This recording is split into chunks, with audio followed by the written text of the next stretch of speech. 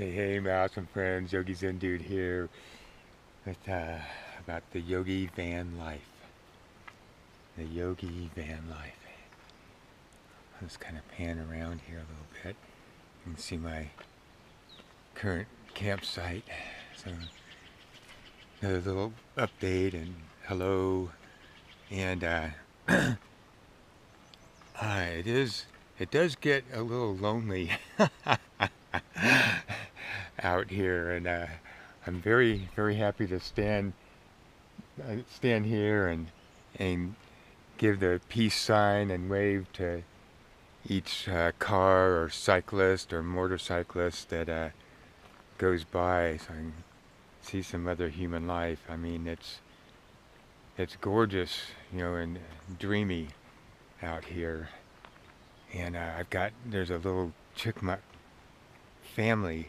I've been seeing the male and the female, and they've gotten used to me and moving around. They've been within inches of me while I'm sitting here, or while I'm sitting here and stuff, and just watching them uh, on their search for food, search and eating food all through the day. And this morning, I think I saw one of their little babies right over here, who was much smaller there, and that made me feel really good too, because I felt like, well, if their baby, they're comfortable, and now one of their, and because of their comfort level, now one of their little kids is comfortable with coming out somewhere, so that feels good there. But back to about lonely. I know I'm not looking at the camera all the time, but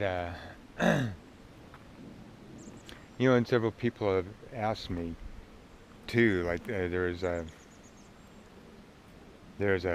fella. He and his wife.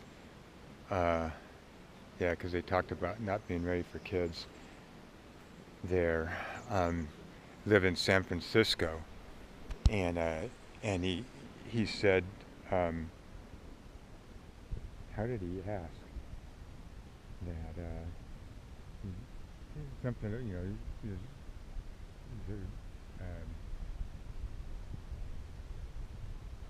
I forget, basically, it's an interesting way he asked there, but he was asking about whether I think, do I travel alone, or I don't know.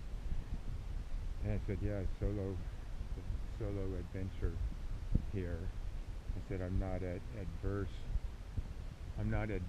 to having oh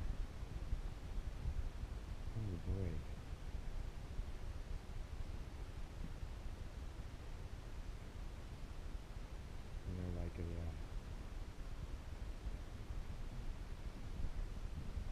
Like I don't have a big selection of words to choose from here.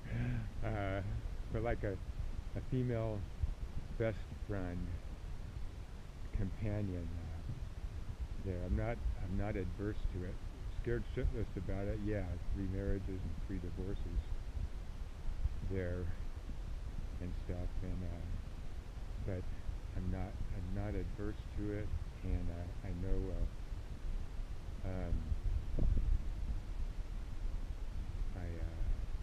that's one thing. If you've been following me for a while, I just got back from 2 years in India there, and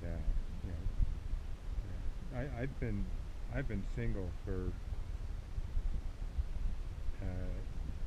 16 going on 17 years now, and no girlfriends, no one night stands, or 1 week or 2 weeks, no physical activity with women during that whole time there.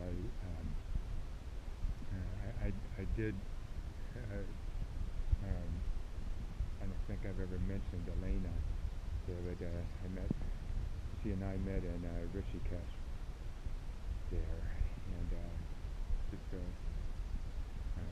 beautiful bonding there, and we're still in touch through Skype and stuff. She's from Greece, maybe I just said that there, and she's back there now, and working as a massage therapist and Ayurvedic assistance, and has adjusted their menus and everything. But I forget. But yes, that's it. In India, I found myself. I found myself, and in finding myself, I found that I had found myself a long, long time ago there, and I can recall many instances of just being, time for the right arm, just being myself, capital S, there, and so, which has developed, and doing that, I have fallen deeper and deeper in love with myself there, because of the time spent, and I'll touch on what's meant by that, or how to do that. The time spent with myself, capital S, there, that infinite, immortal self, the light of all lights there. It's because of that I haven't really, been really, really lonely or depressed about it, or anything. It's just, every once in a while I gotten a little lonely, and when I have, then I just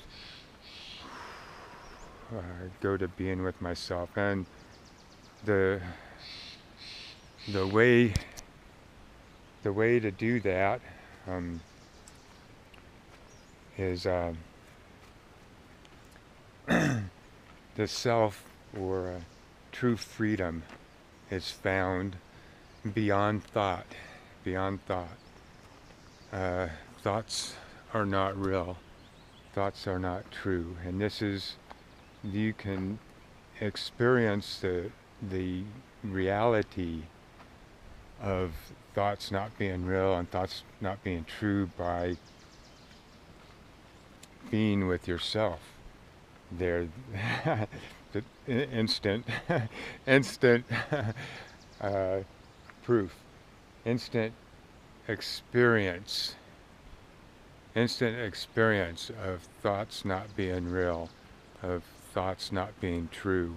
Even the greatest of thoughts, I mean, once you know yourself, capital S,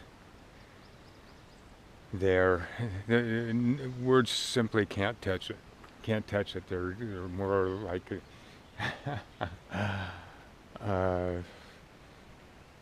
fuck. I hope you can. I hope you can have your own experience, because words just fail. There, they can kind of meekly point in the direction there, but I think this is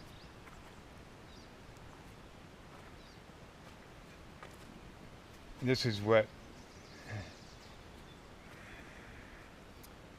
will gradually become, slowly,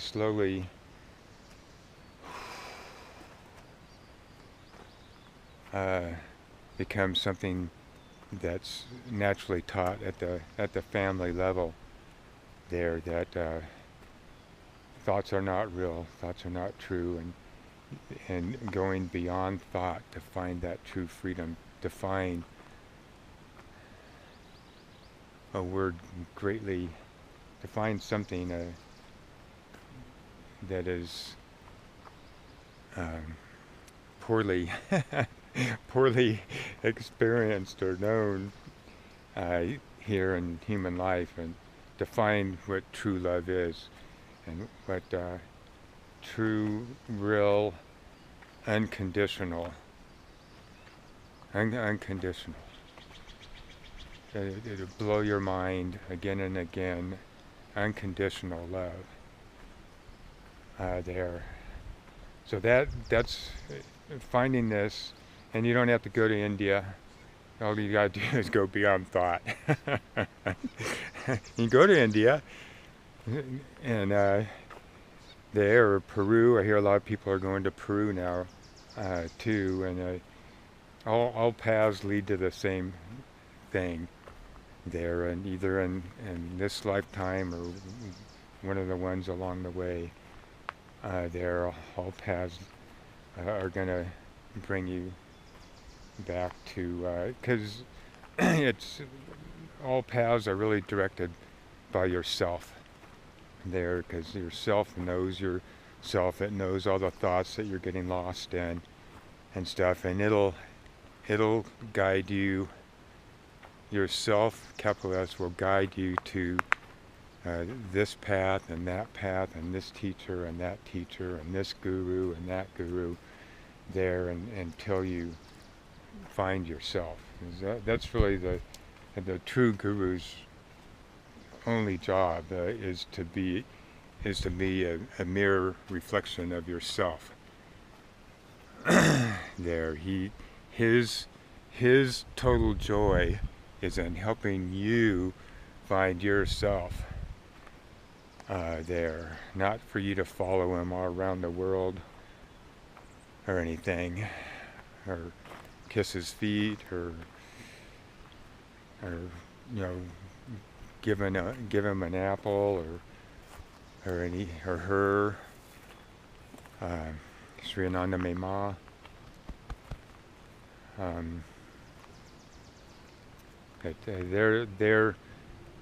Their total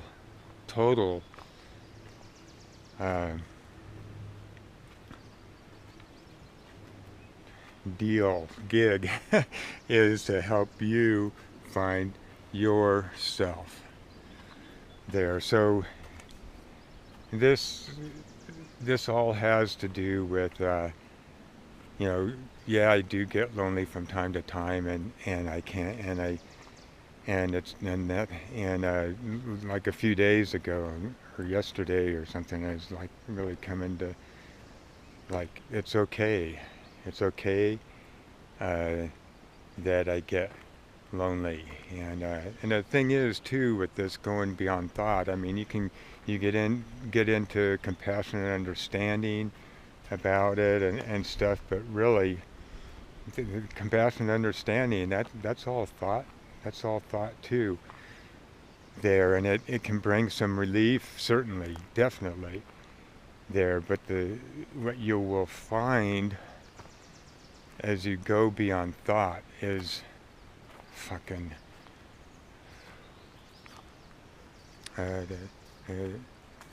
even compassionate thought just can't touch it. There's confines with that, and around that too, because of your own thought systems, and everybody's individual with their thoughts there. So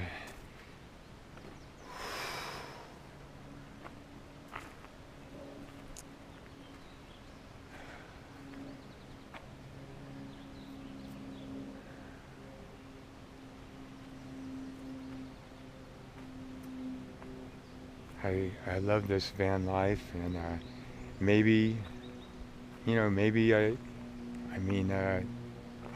India, along with Elena, because Elena just gave me a whole new experience of love there we did for each other, and taking down some of my dissolving some of my and giving me dissolving fears or doubt about being able to have a really beautiful and in ways words can't define um, oneness, with a female companion here. So I'm not looking there, and maybe it will happen, maybe it won't. My greatest concern and thing is just um,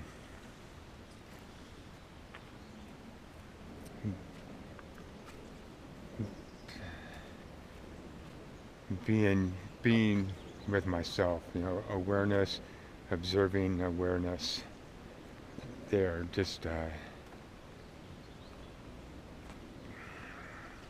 again, words fail, being with the self there, and then everything else just happens, just like your heartbeat. You don't your mind, your thought system, I mean, it can go into, especially a doctor or a heart surgeon and stuff, can go into details about, this happens and then this happens and this happens, but if you keep digging, well, how does that happen? How does that happen? How does that happen?